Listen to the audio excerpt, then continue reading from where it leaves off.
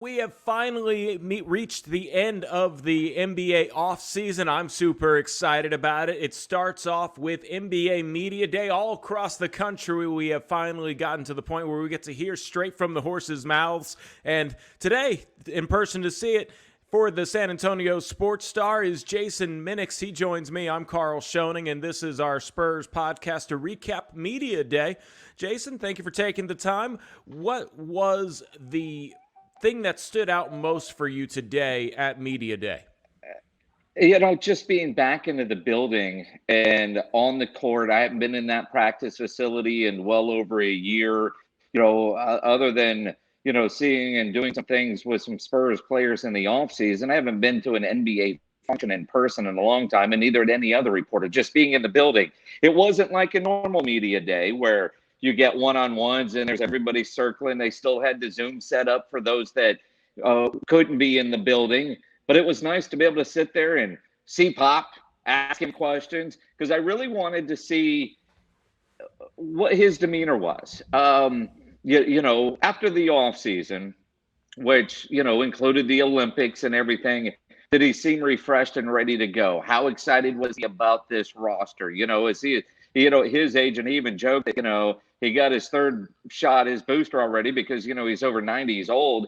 But he had that young energy, the excitement about the unknown with this team. And I think really for the first time, Karl, in a long time, he's going into this season knowing they're not competing for a championship. So there isn't that pressure of going into the playoffs. It's who's going to step up, who's going to lead. He gets to teach. He gets to coach. And the other thing, just watching the guys interact, this is a group of young players that like each other. They have a lot of fun with each other. So they might not win a lot of games, but they're going to have a lot of fun while not winning a lot of games, if that makes sense. Well, we'll see. It's funny how much maybe team chemistry really does play into the NBA, especially when you're talking about a whole bunch of guys that don't have well carved out roles. We don't necessarily know who's going to take over DeMar DeRozan's position as the team's leading scorer and lead ball handler, although we could guess it's DeJounte Murray. He kind of has a leadership role of being able to defer, saying, hey, it's your turn to take the ball. It's other players' opportunities to score, and that flows the offense pretty well. We also got a chance to look at the training camp roster, and a good amount of these young guys ended up growing, as it turns out. You look at last year's roster, DeJounte's up to 6'5". I think Devin Vassell is 6'7". He was 6'5" last year. Jakob actually shrunk an inch. I wonder if that was just a joke. But you see Luka Šamanić growing an inch as well. So when you did get a chance to hear some of these young guys, did any of them touch on the opportunity in front of them to really carve out their spot in the NBA? Obviously, and I think that's one of the beauties of this season that we're about to embark on with the San Antonio Spurs. And to your point, it kind of feels like, what you see with high schools. Hey, that guy's 6'6", this guy's 240, this guy, they're just making stuff up. I mean, I don't know, I know they're young and still growing, some of them, but not all of them. I mean, nobody, but I do think there are no superstars on this team. Pop even said at one point, at this stage, day one of training camp, it's physicals and all that kind of stuff. He doesn't have an idea of who's going to take the last shot, who's going to be in these particular situations. It could be different every night. When you look at DeJounte should be the scoring leader, but don't be surprised if everything starts getting built around Keldon Johnson. I've been around Keldon a lot, both when he's been in studio with us at various events. He is a guy who you can see his confidence has grown tremendously from his Olympic experience, and he's still a kid. He takes that gold medal with him everywhere. Derek talked about it. Somebody said, have you seen the gold medal? And he just kind of panned. Of course I've seen the gold medal. You can't be around Keldon and not. Lonnie said that he feels some ownership into that gold medal. 0.001% of that gold medal is partly his because he's in the gym so much. I think it really is Keldon Johnson is going to be the one that takes over the leadership role. And his experiences with all those superstars on Team USA that won the gold medal, he's going to bring that experience with him into the locker room. Derek White's still very much a quiet leader on this team.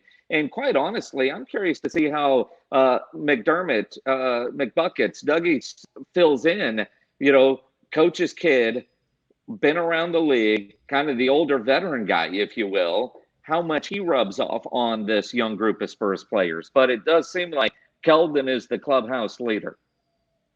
That's an interesting point because obviously DeJounte has seniority. He all of a sudden you look up and he's the longest tenured Spurs since he's been here in that draftee of 2016's class.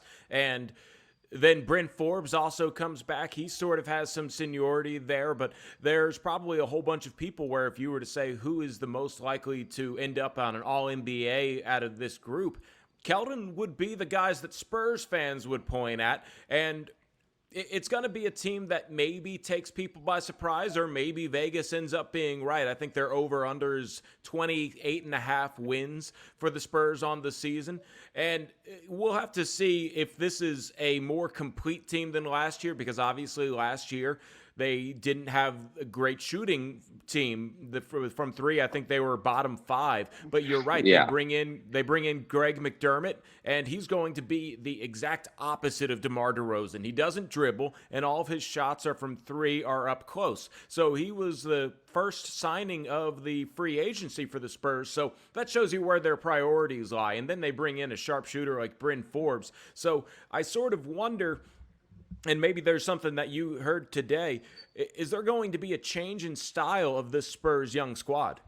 Well, the one thing, especially when talking about McDermott coming in, and when Pop was asked about him, he even joked, we didn't get David Letterman at Spurs Media Day, but we still had some comedy. Pop was like, oh, yeah, that guy. You would think I would know who's on the roster. But he used the term, there's no ball stoppers. I think it's going to be a free-flowing offense. The ball's not going to get stuck somewhere with an individual on the offensive side. So I do think we're going to see from good to great, typical Pop, don't be selfish and always be willing to pass the ball. And sometimes that's been a problem because there's times where the shot is yours, you have to take it. There's times where you have to be selfish on this Spurs team. And so it'd be interesting to see how that part lays out. And the other comedy part was Ginobili coming back. And, Pop was asked, how did he convince him? And, he kind of joked in a first serious, like he doesn't get into personal stuff. But then he was like, his wife wanted him out of the house. But Manu's role, according to Pop, is going to be what Manu wants it to be. Front office stuff, he's going to do that. Coaching stuff, working with players, scouting. But I just think having Manu, kind of like Tim, in the locker room working with these guys is going to be a huge benefit to this Spurs basketball team. And just having Manu back a part of the organization in an official capacity, I think is a huge offseason win for the Spurs. The Spurs got their media day all wrapped up earlier today. Jason Minnix was there. They host the Utah Jazz October 4th. We'll, of course, be covering it here on San Antonio Sports Star. This was our Spurs Media Day recap. Thank you for joining us, Jason. I've been Karl Schoening. Y'all enjoy the rest of this offseason. It only has a week left, and then we're back to hoops.